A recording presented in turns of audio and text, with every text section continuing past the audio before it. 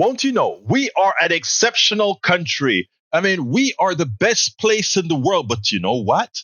A lot of people don't come to the United States anymore because guns. They said, you can be anywhere in the United States and get shot. And, people used to have this thing about us being that exceptional country where things mostly go right.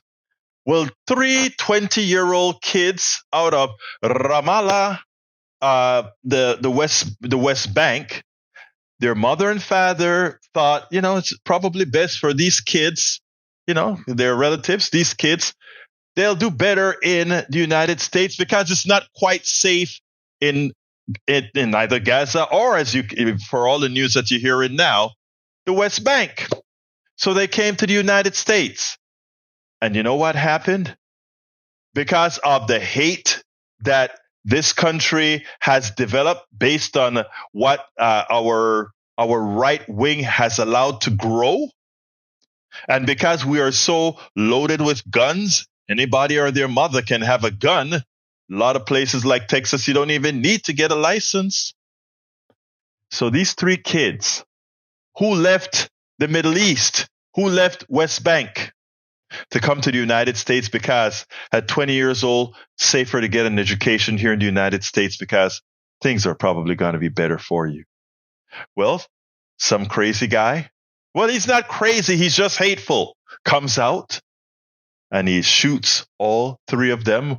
One of them, he got to their spine and we don't know if he'll be able to walk. Listen to this, because the way this family says it all.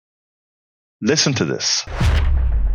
I moved here 15 years ago, and I never imagined that this sort of thing could happen. And my sister lives in the occupied West Bank, and people often ask me, aren't you worried about your sister? Aren't you worried about your nephews and your niece? And the reality is, as difficult as their life is, they are surrounded by an incredible sense of community. And tragic irony is not even the right phrase, but to have them come stay with me for Thanksgiving and have something like this happen speaks to the level of civic vitriol, speaks to the level of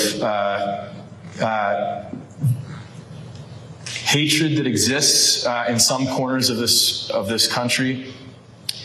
It speaks to a sickness of gun violence that exists in this country.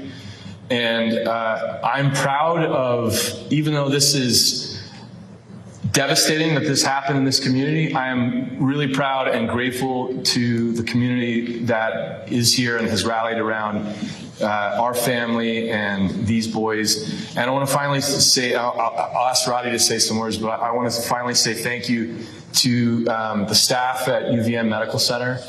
The doctors and nurses and staff have been so kind and committed to the well-being of these young men. I'm grateful to them, as is the families. And Roddy here, uncle of Kanan, just flew in from California. And I haven't had a chance to say hello, Roddy. Hello. I don't know that I have the same words that you have prepared. But thank you for that. He speaks for myself and the whole family. For all 3 of the families involved. I'm still processing everything. I just got here from California and walked right in, as you saw. We consider ourselves very lucky at this point as far as Kenan's family is concerned. Not so with with Hisham and Tahsin. We're really praying for them, and we're still in shock over this. And as he stated, Kenan grew up in the West Bank, and we always thought that could be more of a risk in terms of his safety, and sending him here would be the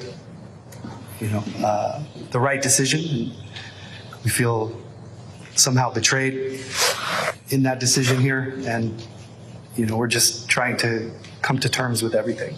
My husband thought that he would be safe in the U.S., thought that he would be safe at Brown, thought he would be safe in Vermont. There's no reason that he should have been targeted in this way, because it was a targeted crime, without a doubt. This man chose to come up to them and shoot them. What will it take for us to start doing the right thing? What will it take for us to choose, give the right advice to countries? What will it take for us to say, no, Netanyahu, you can't continue the killing? What would it say? What would it take for us to start saying, you know what? We will not be any more with the gun lobby. We're not gonna be anymore with the healthcare lobby and all these people that are making life so difficult for us all because they can and because they worship the mighty dollar. All the killings that you are seeing right now, both locally and abroad, our support for Israel's attack on Gaza, I understand the reason why initially, but again, what Hamas did, I want to be clear, what Hamas did was murder, a terrorist act.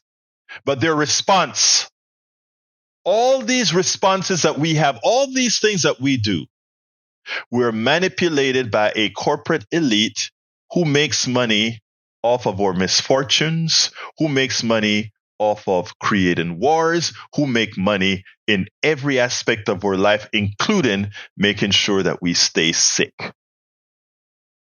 Our economic system is based on it.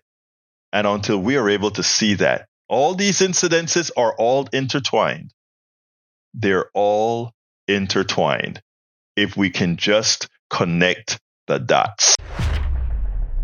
We spend a lot of time deconstructing the news, trying to parse it into a form that everybody can understand. We try to find those little nitpicks where it flies above the fray, etc.